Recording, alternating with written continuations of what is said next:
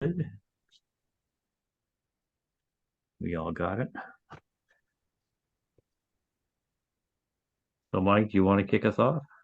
Sure. Yeah, I just want to welcome everyone. Mike Cacciano, and we're here on the West Coast, and we're early because we want to keep Kevin on schedule and let him hit the sack at a reasonable hour on the East Coast. So we haven't quite set anything up for next month, but we have been working on trying to get our Congress people and senators to at least sign on to the AOC McCollum letter about ceasefires. If not, at least that would be was it HR 786, which is another Right. approach to the same topic, but been tough going. Hopefully there'll be like a logjam break and things will just have happen all of a sudden, because the present debacle in Gaza, and they call it a horror story because it's basically genocide was going on. Let's call it what it is. And it's not acceptable for anybody. And it's certainly not doing the USA's image much good, much less the Israeli image. So I think they'll be going down as greater human rights offenders than the Hamas organization. That's taken some work. So with that, I think we'll introduce. So Ron, why don't you introduce Kevin for Okay. us? Yeah. Thank you all for being here, and our guest and this afternoon. And we're thankful also is Kevin Martin. He's the president of Peace Action and the Peace Action Education Fund. It's always nice to have someone from the national office join us for our meetings. Gives us a chance to hear what the organization is focusing on, its perspective, what its concerns are, and its strategy. Even though Peace Action affiliates like ours can take whatever approach we see fit, um, I'll add that we always invite the input and participation of our members and whomever else comes to these events, members or not. But we think it's important to get the benefit of the experience of someone like Kevin, who's been active since 1985 when he knocked on doors in Washington, D.C. to try to illuminate people and maybe scare the heck out of them about nuclear weapons. Um, Kevin went on to become the director of Project Abolition, another national organizing effort for nuclear disarmament. And he also spent 10 years as the director of Illinois Peace Action before coming to the national organization in 2001. His writing has appeared in various mainstream and progressive national media, also his spoken commentary on electronic media.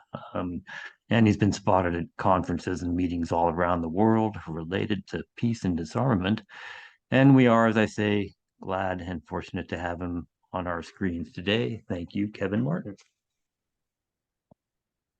Thank you, Ron. And I hope everybody appreciates that Ron is one of our national board of directors.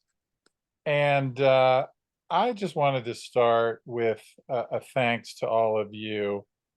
Our work is so challenging. And this week was our organization's 66th birthday. If you go back to the beginning of SANE, the Committee for National Committee for Sane Nuclear Policy back in 1957.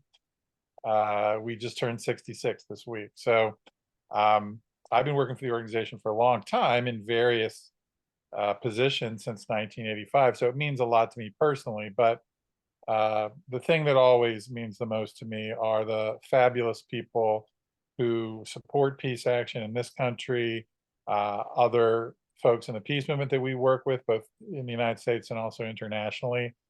And I think it's obviously with the time of year, Thanksgiving, there's a lot to be grateful for, even as the world is in such horrible, horrible turmoil right now. So I wanted to start out just thanking all of you. And maybe next time in person, I don't know. I've been to a couple of your meetings in person way back, 2017, I think was the last one, and probably a few years before that. I want to start with some good organizational news. We just got word the other day of a new group joining our network, Minnesota Peace Project. They're all around the state of Minnesota. They're a new associate group of Peace Action.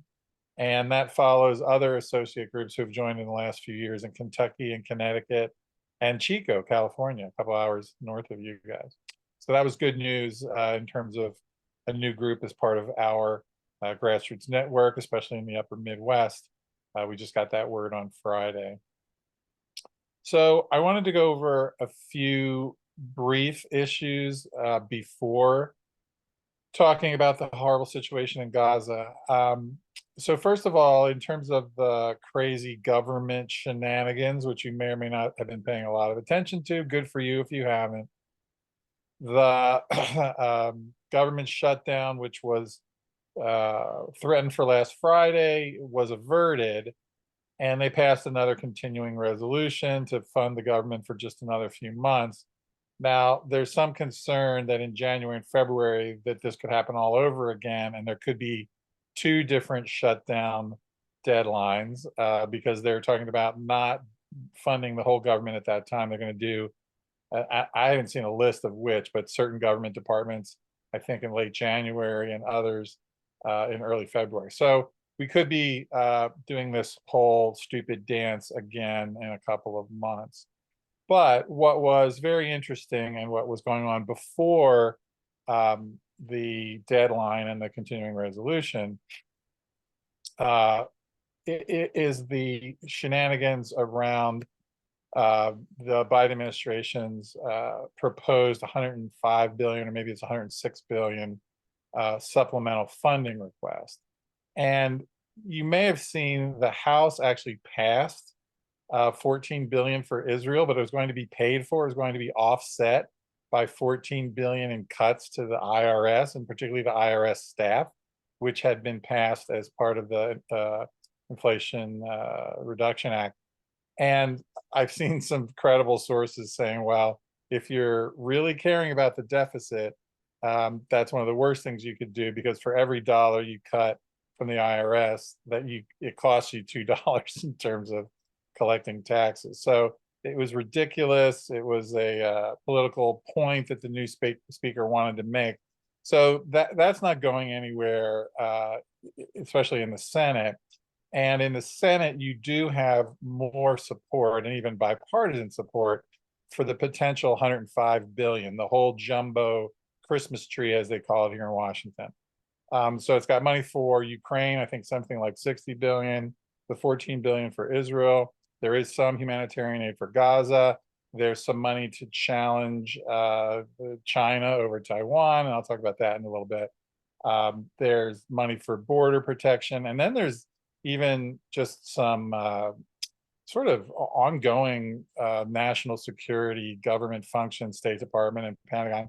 I read the whole request from the White House the day it came out, which I don't recommend you doing unless you're late at night and can't fall asleep.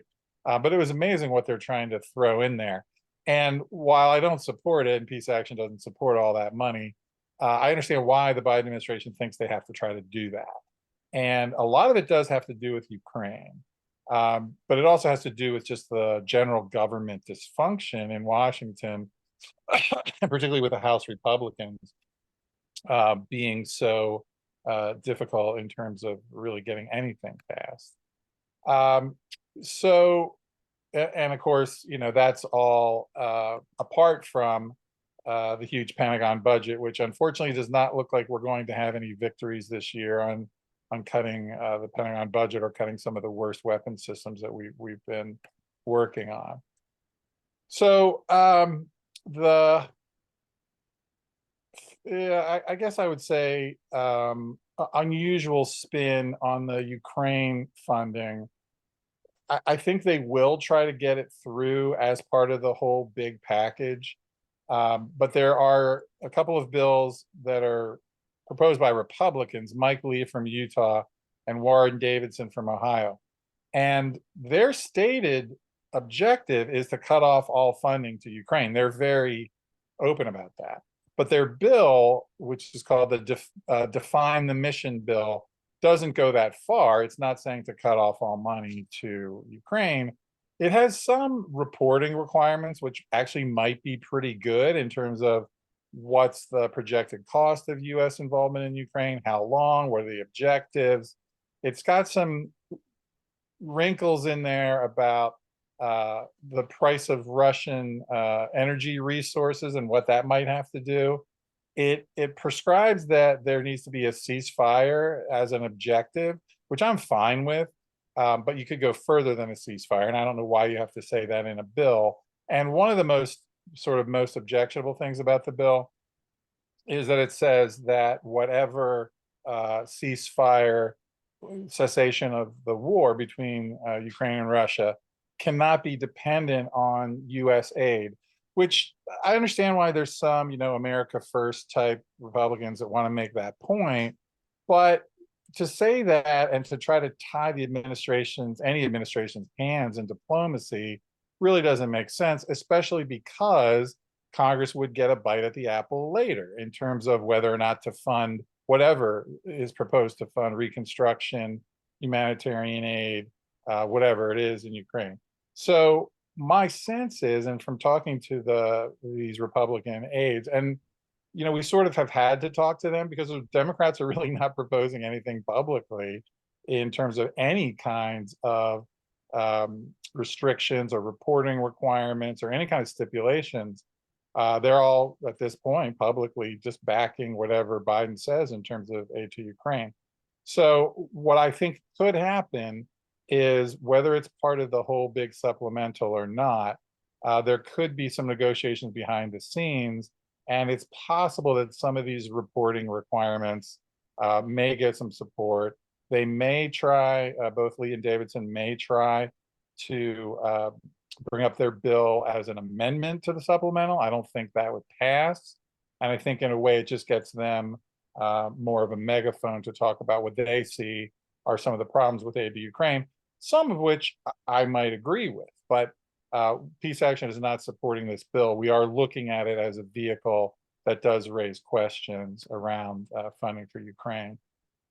On nuclear weapons issues, the Biden administration either has or soon will deliver a proposal to Russia to resume cooperation on New START and hopefully beyond to further arms reduction talks, which might help even with diplomacy on Ukraine. We can be hopeful about that.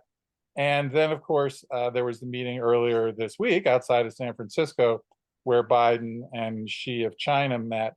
And there were some good things there, not just about maybe getting pandas back. I know here in Washington, people are really, really bummed that we don't have pandas at the National Zoo for the first time in a long time, since the 70s, since Nixon, I guess. But other than the possible return of pandas, some good steps that were announced about resuming military to military communication between the US and China, which had been frozen for a while since Nancy Pelosi went to Taiwan. And that's just dangerous in terms of avoiding an arms race, avoiding misunderstanding, et cetera. All the times that we almost had an accidental nuclear war. Well, if you have the US and China militarily not speaking to each other, that's not a good thing. So that was good. And then I saw this and I was a little surprised, but it sounds great to me. We certainly need it, that the US and China are talking about tripling renewable energy globally by 2030, which seems extremely ambitious to me, but it's certainly good to put that out there. On Afghanistan, you may know that we've been for probably a year and a half now working on a difficult and sort of technical issue of trying to get assets unfrozen and released to help rebuild the economy of Afghanistan, and especially that's needed, and particularly humanitarian aid from the most recent awful earthquake there. And then just very briefly, and then we'll go on to Gaza. On Yemen, we've really been one of the key organizations in the last 5-6 years of a relatively small coalition that has worked to stop US support for the Saudi-led war in Yemen. And we basically succeeded, and in a kind of an unusual way, because the last three presidents, Obama and Trump and Biden, have all wanted to continue US support for Saudi Arabia. And what we did was raise enough doubt in Congress. We had votes in Congress that we won, including the War Powers Resolution, which was then vetoed by Trump, and they couldn't override the veto. They didn't have the votes to override the veto. But we put enough question because of whether or not Saudi Arabia could count on Congress to keep supporting US war material, and support for the war in Yemen. So it's something really pretty remarkable that we did, that we convinced Saudi Arabia, which is one of the worst governments on earth, that it just wasn't worth it anymore, that the war in Yemen was really not worth what they were expending. And they're making some of their own, political calculations as well. Now, the problem is, even though the fighting is largely done, the country is still very tense. And also, there is still a de facto blockade. There's just not enough food, medicine, energy, et cetera, getting in. There are only 3 flights a week that get into Sana'a, the capital city of Yemen. And somebody made a good comparison. Yemen is about the size, and I think has maybe less, but well, no, actually fairly close to the population of the state of Texas. So can you imagine if the state of Texas only had 3 flights a week, going in and out? It's been a real hardship. So we're in this unusual place where we've largely succeeded in stopping U.S. support for the war, and that has stopped most of the fighting and the killing in Yemen. But there's a long way to go to not only address the humanitarian catastrophe in Yemen, where 400,000 people have died, children at risk of starvation, dysentery, cholera, other horrible diseases there, but also to rebuild the economy for the longer term. So that's an issue that we've been working on and will continue to persist on. So what I'd like to do is stop there before we get into Gaza, because we're going to spend more time on that. Any of that other sort of grab bag of issues that I was trying to do a quick update on, or if I missed something, any questions or comments about those issues before we talk about Gaza and Israel? And I think if you have a question, you can do the hand raise thing. You want to, on the bottom of your screen, it should say reactions, or on my screen, it says more. And when I click more, then it says reactions. And if you click, then click reactions, you'll see something for a raised hand, as well as various emojis and things like that. And that's how we'll find out that you have a question. And Cheryl has a question or a comment or something. Right before the meeting started, I read an article that a Japanese ship, I think, was taken over by Houthis, and that's a big to-do. Do you know anything about that? I hadn't heard that. Where was that? Oh, it was on my phone. I don't know which No, news. I mean, where was the ship? Oh, Where- near Yemen. Near Okay, Yemen. so it Yeah. could have been the Gulf of Aden, or Taken over. And they were talking about all the attempted deliveries of bombs in the direction of Israel, that kind of thing. and it's possible that Japan is part of that, but I don't know, and I don't want to speculate about this particular ship or what it was shipping. But I It will was certainly under keep different flags, and you know how there's so many different ownerships. I hadn't heard that. I was trying to catch up just for a few minutes on what's going on in Gaza, but I will certainly look out for that. I'll Anybody try else to- have any questions about issues other than Israel and Gaza? Because we will get to that in a minute.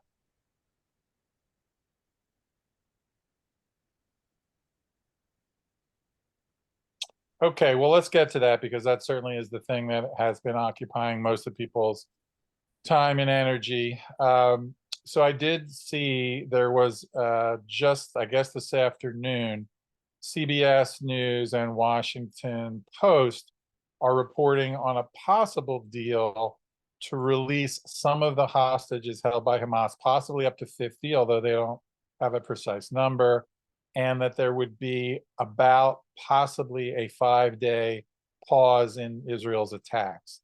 This is not confirmed, unless they confirmed it in the last half hour or so since I saw that report, but that would certainly be good news. Certainly getting hostages released, and whatever they can do. I mean, we need a ceasefire and we need longer term solutions, obviously, but a 5-day pause would certainly be well welcomed by people in Gaza from continuing to be bombed constantly. So I know that you guys have been involved, and I appreciate this, and so have folks with peace action groups all around the country doing various lobbying visits. And Mike mentioned a couple of the things the bill, the ceasefire bill, which I believe there's now 31 members of Congress who have somehow come out in favor of a ceasefire, and that's pretty slow. There were 17 on the bill, and this includes some that have made public statements but are not on the bill.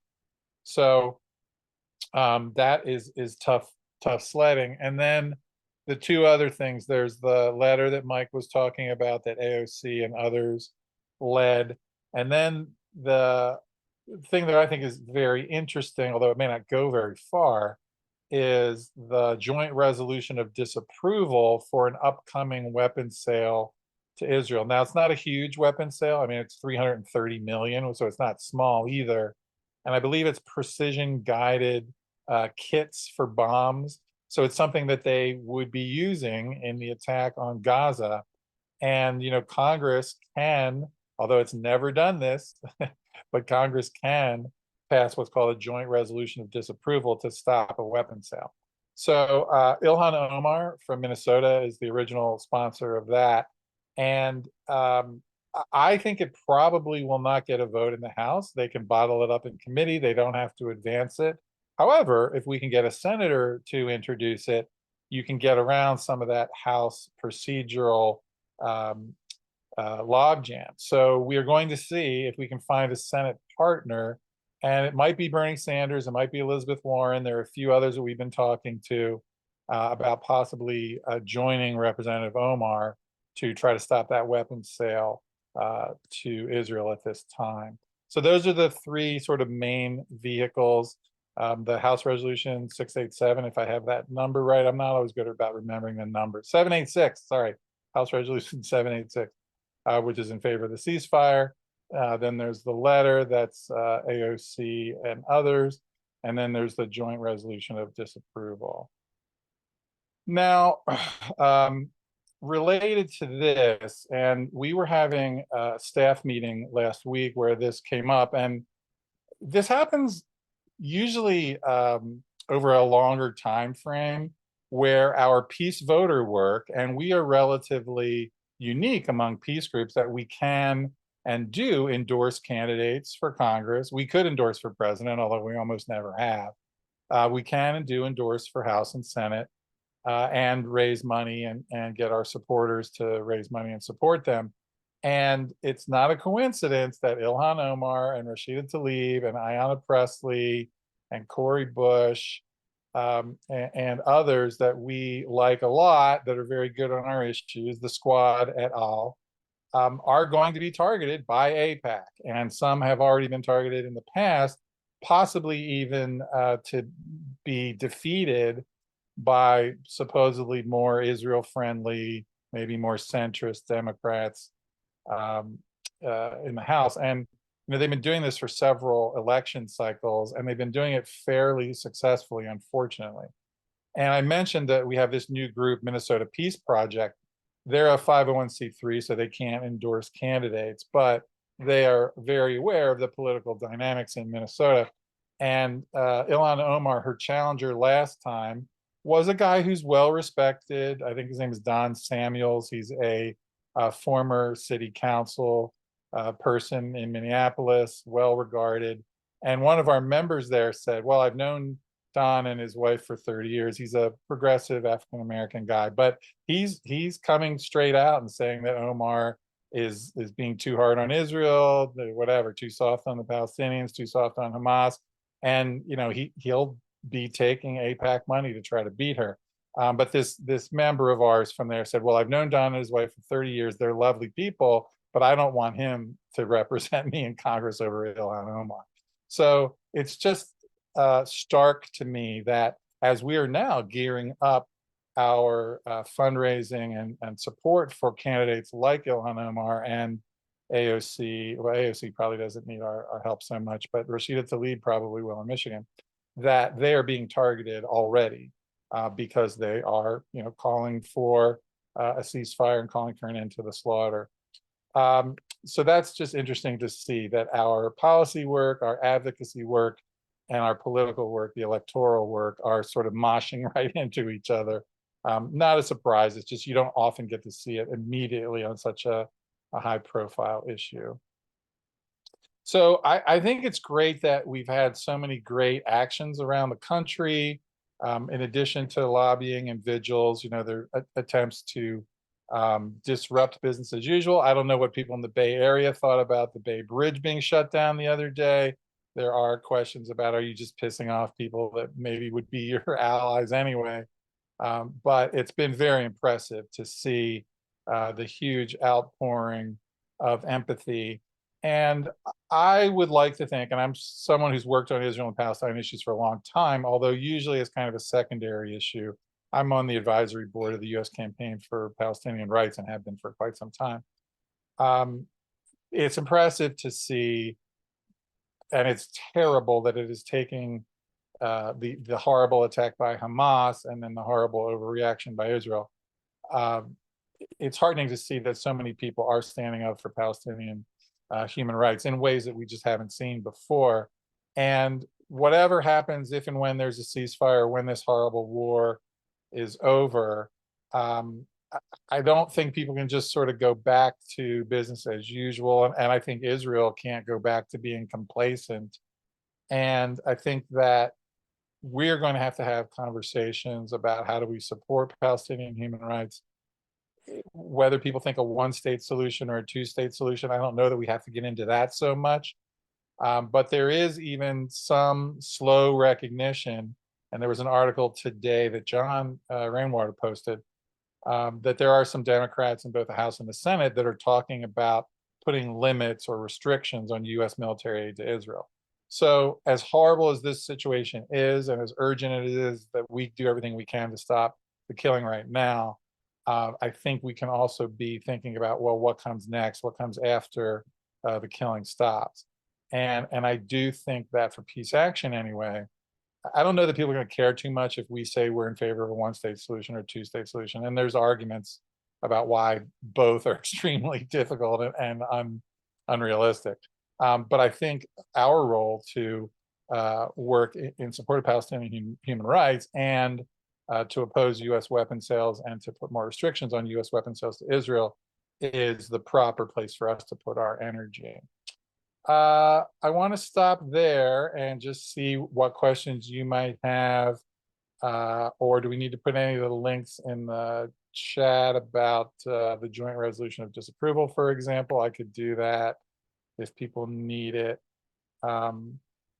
Unfortunately, that's something we can try to get support for, but it's going to be somewhat of a wait and see game to see if it goes anywhere in the House, and if it doesn't, can we get a sponsor in the Senate? Because that would be, even if we don't stop this particular weapon sale, to have that debate in Congress right now, I think would be very important. Okay, so questions or comments about the situation in Gaza and Israel and what we're doing about it?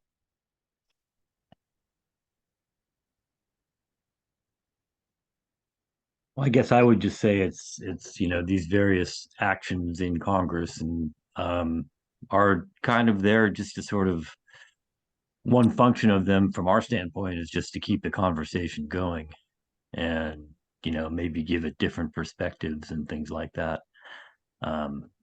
So we send out emails about getting the likes of Representative Kevin Mullen and Anna Eshoo, down in San Mateo County, to support these. We don't get a lot of reaction in the way we'd like it, but we continue to let them hear how we're feeling about it, and that was part of the idea of meeting with a staff person from Kevin Mullen's office. Well, and it's been remarkable to hear here in Washington about how some staffers have quit because they've been so upset about their boss's position. They've done some walkouts. The New York Times reported on a letter last week that 500 government officials in the Biden administration signed a letter of protest to Biden about his support for Israel in this conflict. So the Washington consensus, if you will, that Israel sort of never has to be held accountable for anything. And of course, none of this is to excuse what Hamas did. It was horrific, and they should let the hostages go right away. But as U.S. taxpayers and citizens who care, we have some leverage over our government, and our government has some leverage over Israel. So it is interesting to see that even if the Washington consensus in favor of being 100% pro-Israel, taking the AIPAC line, whatever it is not as solid as people had thought. And I've even seen some projections that AIPAC in a few years might be a much diminished force. And there's some good reasons to think why that might be. But right now they're pretty powerful. And especially since they started directly getting involved in elections, I guess 2 or 3 House election cycles ago, they are raising a lot of money, and they want to take out, progressive pro-peace voices in Congress. Any other questions or comments about the situation in Gaza and Israel? One of our participants here. Oh, sorry, Stephen. You're on mute, though.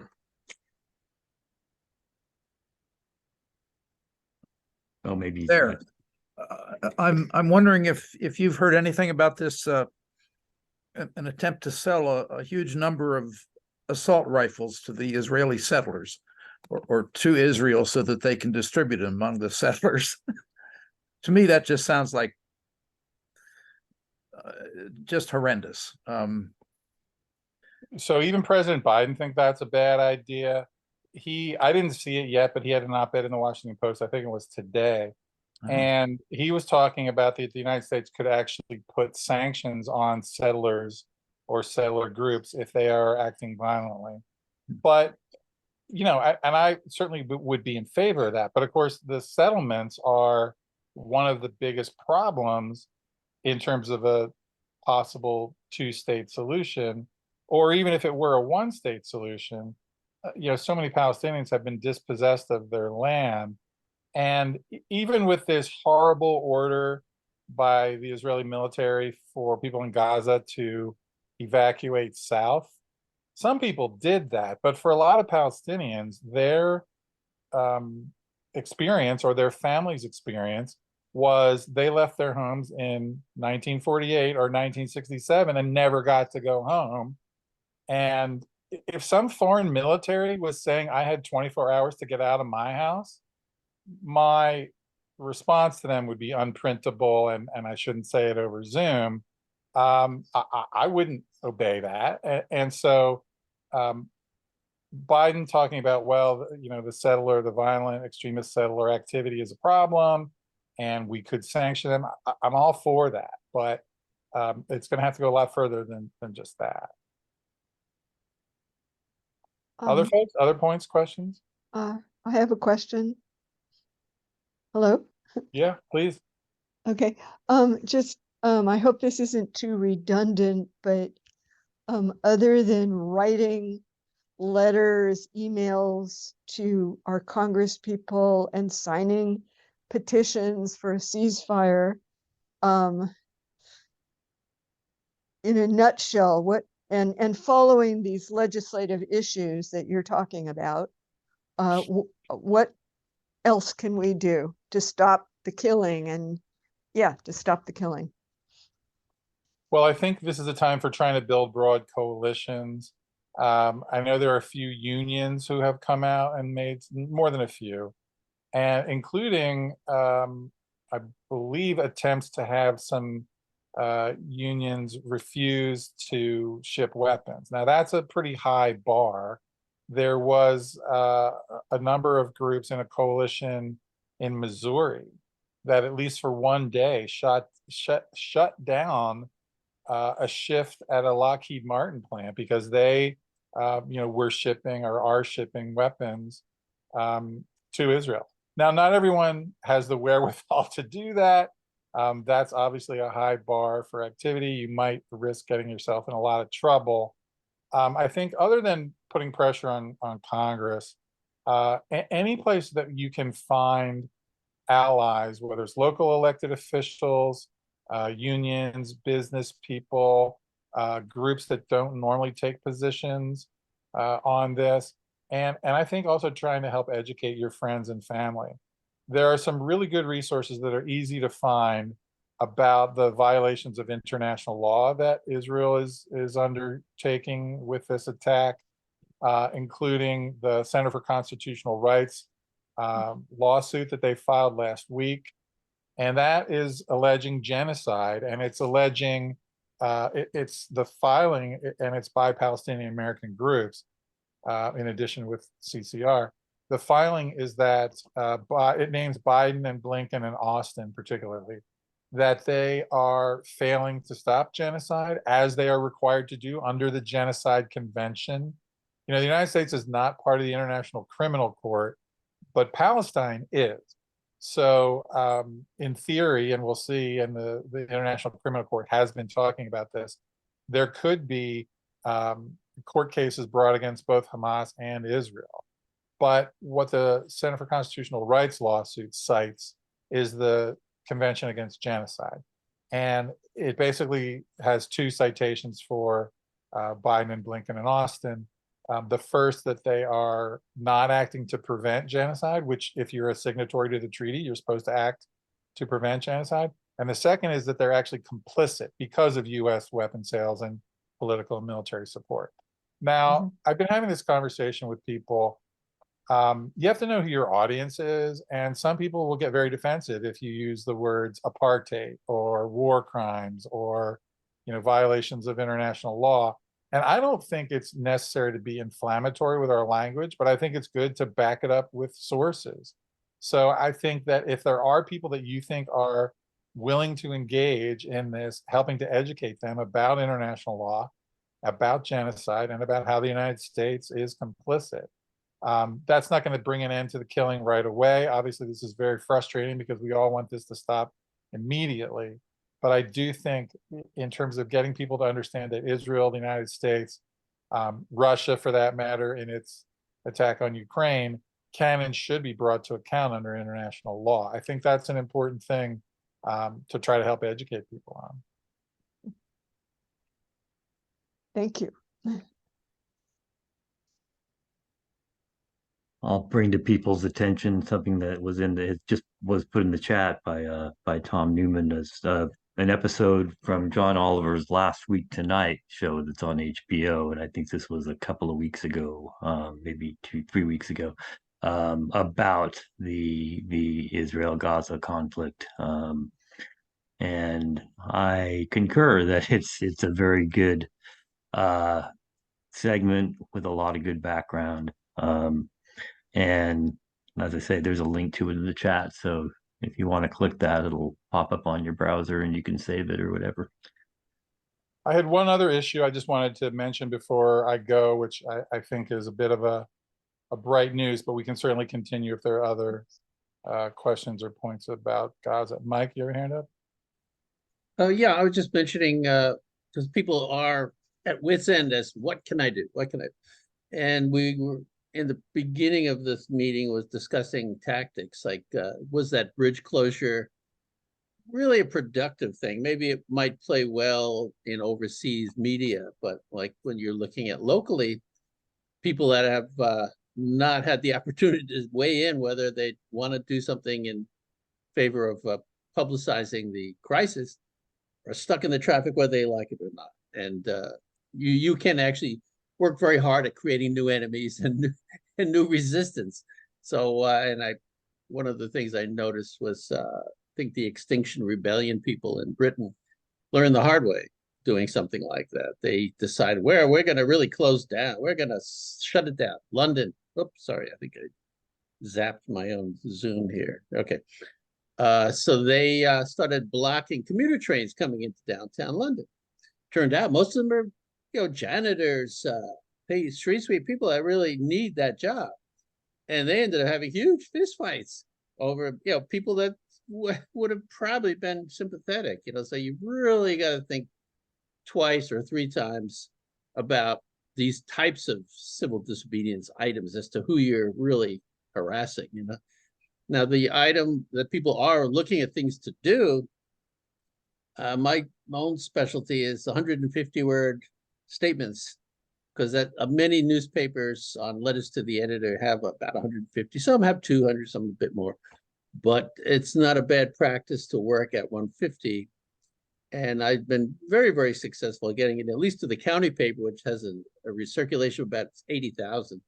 Now, how many will read the letter? I don't know. But lately, I have had difficulty getting my Israel Hamas letters in. Last two, the only place that got in was the New York Daily News, which I BCC about 25 newspapers, including Haaretz, which I have been in actually. But the bizarre that here's a right-wing rag by every. I'm a New Yorker, and trust me, it's historically a right-wing rag, anti-union. You know, there somebody's laughing. I'm getting a good laugh, but it is the only paper that actually published both letters. You know, in the opinion column. But the fact remains: fast, cheap, and easy. Do it. Helps straighten your thought process, and you reach a hell of a lot more people than picking up a phone and trying to work through a phone tree or knocking on doors or what have you. And I do advocate for that type of thing, because again, if nothing else, it does help your own processing and learning how to do something in a concise manner. But everything helps. You never know what straw is going to break that camel's back, so you got to keep piling those straws on. You know. But I'll leave it at that. Letters to the editor are regarded as a fairly effective tactic. You know, that's something that, you know, legislators read or at least hear about, or their aides might read it or something